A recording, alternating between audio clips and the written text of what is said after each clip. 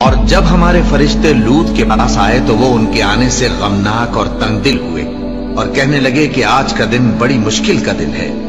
اور لوط کی قوم کے لوگ ان کے پاس بے تحاشا دوڑتے ہوئے آئے اور یہ لوگ پہلے ہی سے انتہائی بیہودہ حرکتیں کیا کرتے تھے۔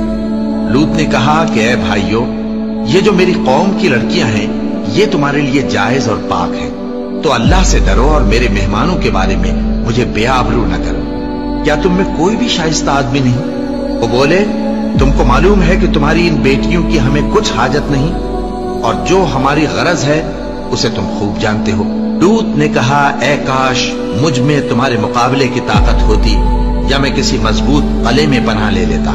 فرشتوں نے کہا، اے لوط، ہم تمہارے پروردگار کے فرشتے ہیں، یہ لوگ ہرگز تم تک نہیں پہنچ سکیں گے، تو کچھ رات رہے سے اپنے گھر والوں کو لے کر چل دو، اور تم میں سے کوئی شخص پیچھے مڑ کر نہ دیکھے، مگر تمہاری بیوی کے جو آفت ان پر پڑنے والی ہے وہی اس پر بھی پڑے گی۔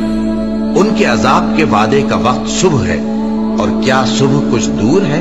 پھر جب ہمارا حکم آیا، ہم نے اس بستی کو الٹ کر نیچے اوپر کر دیا اور ان پر پتھر کی تہ بتہ کنکریاں برسائیں جن پر تمہارے پروردگار کے ہاں سے نشان کیے ہوئے تھے، اور وہ بستی ان ظالموں سے کچھ دور نہیں۔